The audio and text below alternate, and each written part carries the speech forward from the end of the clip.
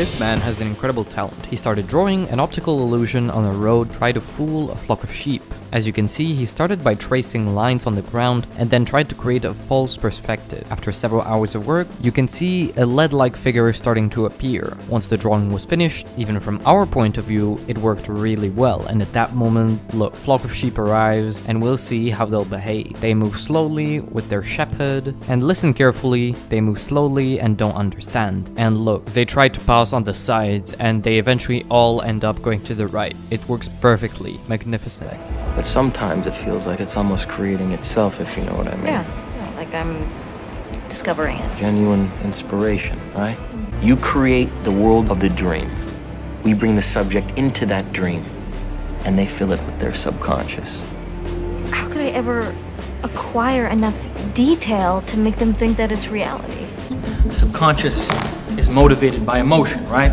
Not reason. We need to find a way to translate this into an emotional concept. Positive emotion trumps negative emotion every time. We all yearn for reconciliation, for catharsis.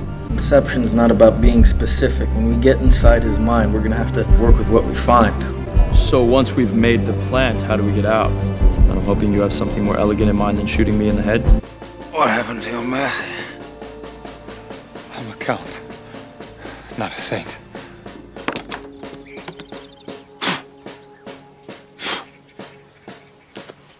It seems like almost nothing is inspiring people to go to the movies these days. But then along comes a little low-budget movie like Sound of Freedom that I can honestly say I knew precisely nothing about until a few days ago, which seems to have ignited some kind of firestorm in the public consciousness and capitalised on the gaping hole left by Dial of Destiny's implosion, resulting in massive overperformance at the box office and a flood of emails practically demanding that I watch it now. And big props to the actors for their work on this one. Jim Caviezel's had a bit of a weird career in his time, starring in big movies like The Passion of the Christ and The Count of Monte Cristo, but it's like he was never quite able to parlay those roles into mainstream success. He feels like he's been a star in waiting for like 20 years now, but I've got to say, he gives a knockout performance in Sound of Freedom. Like the rest of the film, he's restrained and subdued as Tim Ballard, but he can say a lot with just the slight change of expression or a haunted look in his eyes. He's a man that's seen things he'll never be able to unsee. Do you not understand? You are wealthier than any man I have ever heard of. What do you want to buy? Revenge. Okay, revenge. Right. We kill these people, then we spend the treasure. No, we will study them. Learn their weaknesses. Why not just kill them? I'll do it. I'll run up to Paris, bam, bam, bam, bam. How is this a bad plan? Death is too good for them. They must suffer as I suffered.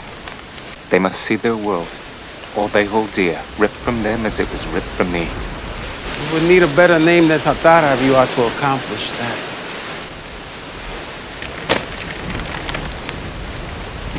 Then I shall become a count. There is a new Inquisition today, not even tomorrow, is at work, and here, even in the United States, and has been always. There is not replacement of a new Inquisition replacing the old. No, what happened is that the old Inquisition, as the years went by, under the sponsorship and guidelines of the Jesuit general and the Jesuit order, they has been changing their devices and their tools, in their I will say their devices, their methods. You see, what happened is the Inquisition is the same Inquisition. The Holy Office never closed the door since it was established in 1200. You see, it never closed the door. As a matter of fact, within the Vatican, this is an office that never closed the door day and night. Today have a different name. It happened that they have a different name today, as they have different devices and methods to bring people to trial. Today, the Inquisition is at work. As a matter of fact, you have a book here that is called Night Journey from Rome, that we came to publish. A Night Journey from Rome is one of the last converted Roman Catholic priests in the United States, an American priest that was converted to Christ and his gospel about 2 years ago and came with us to the reading of Alberto, the first part of my testimony. He was Clark Butterfield, is his name, a Californian priest. There is the book here, Night Journey from Rome. And here is the most revealing thing about the actual Inquisition in the United States. He was so much aware of the reality of that Inquisition that in his own will, he prevented even his relatives, his own mother, his own relative, from bringing his body to the Roman Catholic parish the day that he was ready to depart to be with his Lord and Savior. And he almost prophesied, and I will, because exactly that was the intention. Immediately that he was killed by the Jesuits of Rome and Detroit, Michigan, through a Roman Catholic doctor, member of the Knights of Columbus. Then you can see the Inquisition is alive and well, with different devices, different method, and a different name. Today they call the Office for the Preservation of the Doctrine and the Faith. We were trained in many different things, from chemistry for poisons to warfare of any kind. And of course, we were not to be involved in these things. Let me explain this.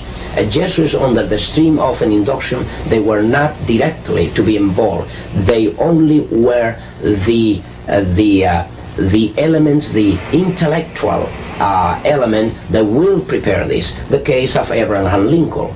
Abraham Lincoln, the president, was killed by the Jesuits of Rome, but there was no a Jesuit there involved directly. Nevertheless, was the Jesuit who prepared the plot against his life and prepare and train those who were to kill him. They arranged it. Yes, it happened with President Kennedy, the same thing. The assassination of Kennedy is another fact. When I arrived in the catacombs, I watched as the criminals who tied Alberto to a wall threatened to cut off his finger and send it to his father as evidence of his abduction.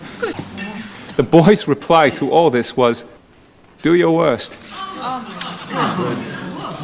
Life is a storm, my young friend. You will bask in the sunlight one moment, be shattered on the rocks the next. What makes you a man is what you do when that storm comes. You must look into that storm and shout as you did in Rome. Do your worst, for I will do mine. Then the fates will know you as we know you. As Alberto Mondego, the man.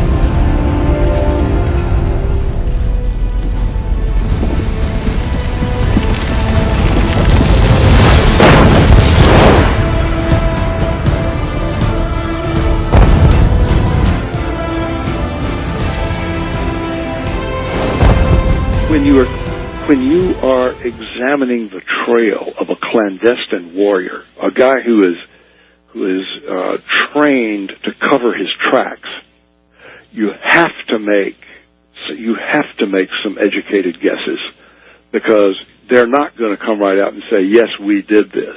You know, they're going to always deny it. But whenever an act is done, it leaves certain fruits. And if you know where those fruits come from, you can get a picture of what really happened. And this is why I love the scriptures. By their fruits you shall know them. We have to look at the fruits. We have to look at the outcome. This caused the Jesuits, I believe, become sort of the brains behind the orchestration of the American Revolution.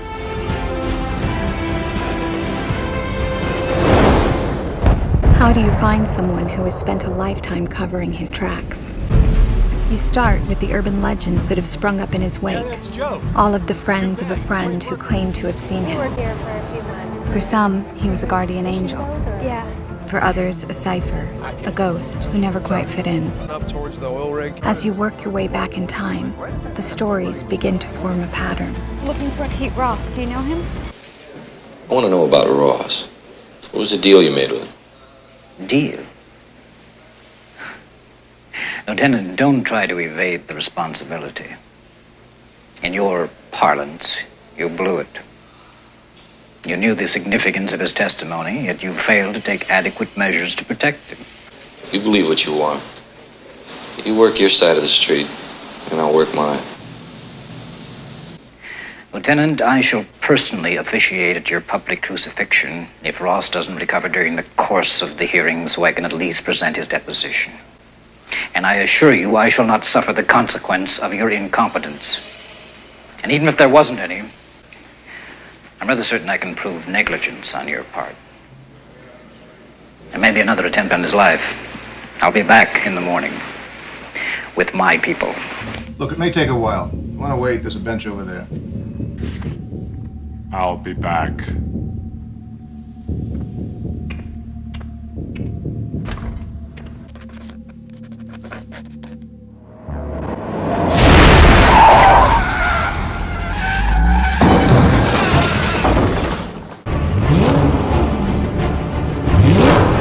Officer! Listen! I've been followed here on my mother's bike. No, stop! Oh God! Okay, all right. Okay, I'm sorry.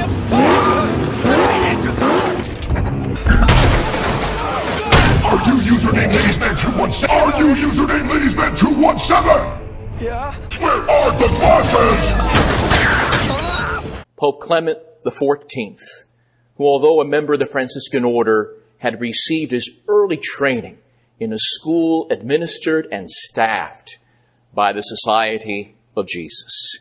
Clement issued a document called Dominus ac Redemptor, Lord and Redeemer, on July 21st, 1773, which formally suppressed the Society of Jesus.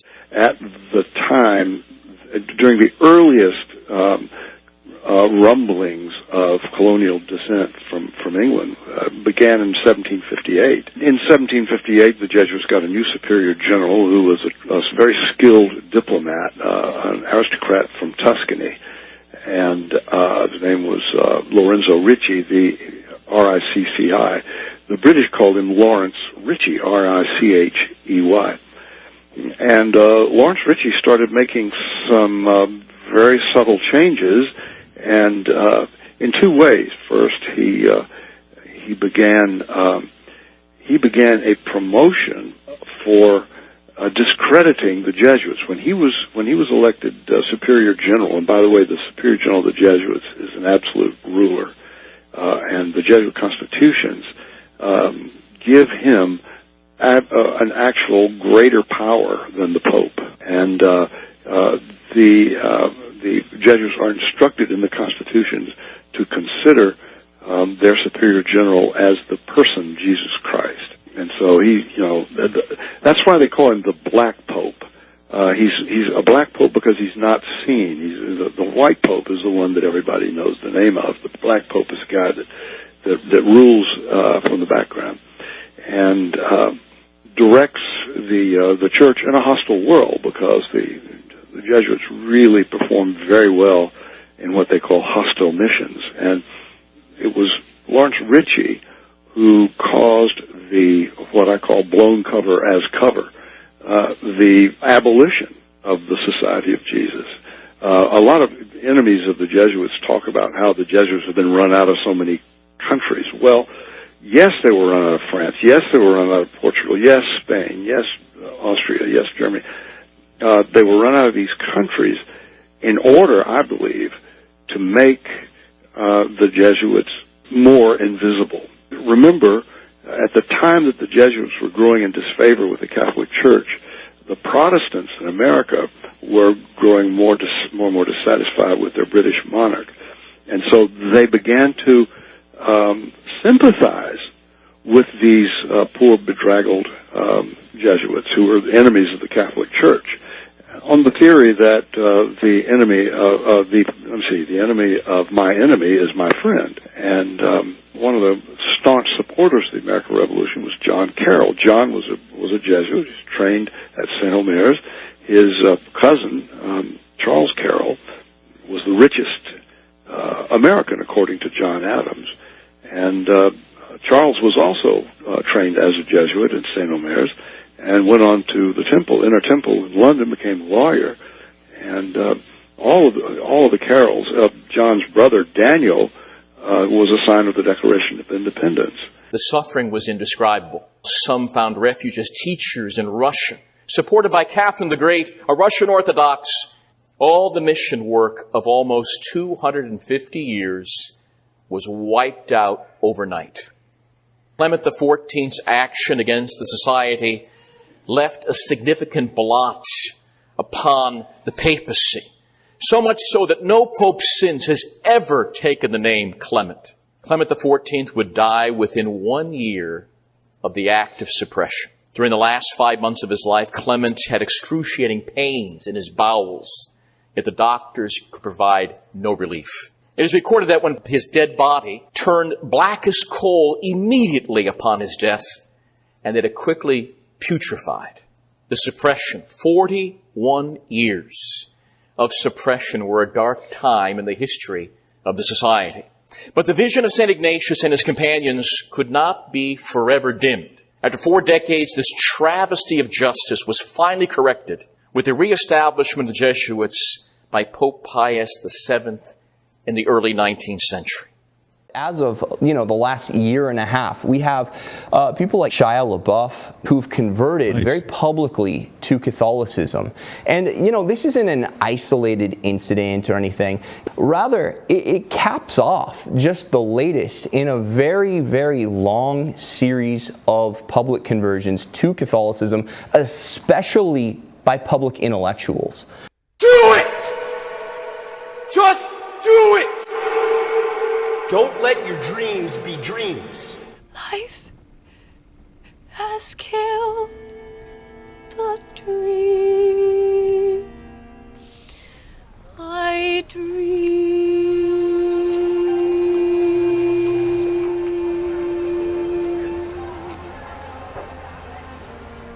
Hello everybody, my name's Paul Edmondson. I'm Head of Research for the Shakespeare Birthplace Trust, and I'm here in the grounds of Anne Hathaway's cottage to talk about a new book, Imagining Shakespeare's Wife. I'm Catherine Scheil from the University of Minnesota. Why did you want to write this account of Anne Hathaway? I was interested in trying to figure out who the real Anne Hathaway was, and then I discovered there are actually dozens and dozens of Annes. The pieces about her life have been selectively used, embellished, expanded, and of course neglected in order to create particular Annes. What do we know about the real Anne? We don't know much about the real Anne. We know her death date, the beautiful epitaph on her grave that describes her as a devout mother. We know she was married to Shakespeare for 34 years. Just a performer. Shakespeare's stuff like that. Shakespeare was a writer. Yes, I know who Shakespeare was.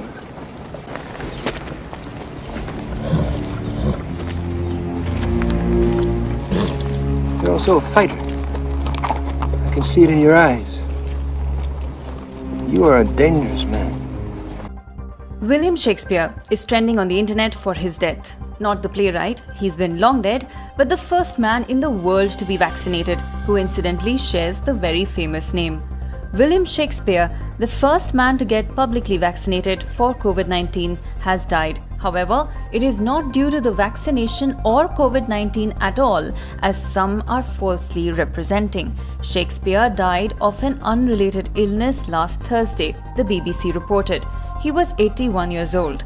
At the time of his vaccination on December 8th, 2020, Shakespeare said he was pleased and praised the hospital staff. If you're a Shakespeare scholar and you get in a taxi anywhere in the world, first questions. So was Shakespeare really Shakespeare? Was it the man from Stratford? Well, the answer to that is yes. The thing about any kind of scholarship is that you begin with the evidence. Behind me on the wall is a facsimile of his bust in Holy Trinity Church here in Stratford. And underneath that bust, there's also an inscription. This was the bust put there, his monument above his grave, put there very soon after his death. And on that inscription, it describes him as having the greatest intellect since Socrates in ancient Greece, and being the greatest poet since Virgil in ancient Rome. I offer knowledge. Everything I have learned. I will teach you economics, mathematics, philosophy, science. To read and write? Of course. So, neglect becomes our ally. Ancora 3 metri e un mezzo.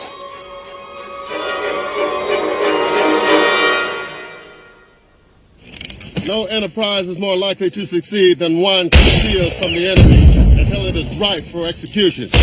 Red 4, who said these words? Machiavelli. Who's 6? Who is Machiavelli? A statesman and political philosopher in Florence. When? 15th and 16th centuries. You were a soldier, priest. So you know weaponry. Teach me.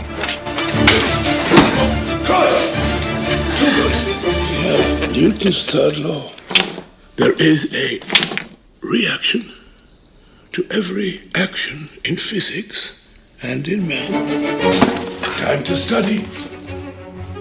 Define economics. Economics is a science that deals with the production, distribution, and consumption of commodities. Translation. Take first, money later. You should get to the point where anyone else would quit, and you're not gonna stop there. No, what are you waiting for? Do it! Just do it! You're not digging holes no more? Huh? I'm teaching him how to read. What? He's a smart kid. Had enough? Well, look here, sucker. You reach, I teach. That's ugly. Could have done. You should have done. Oh, you gotta be shitting me.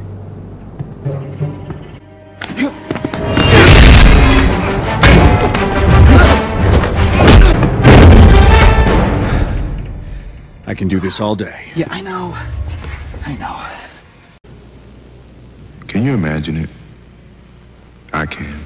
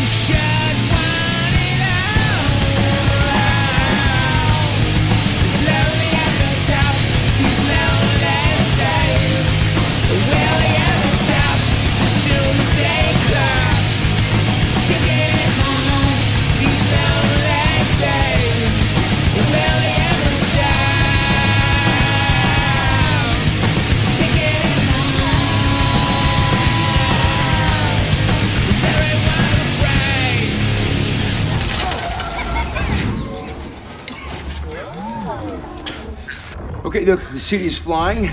We're fighting an army of robots. And I have a bow and arrow. None of this makes sense.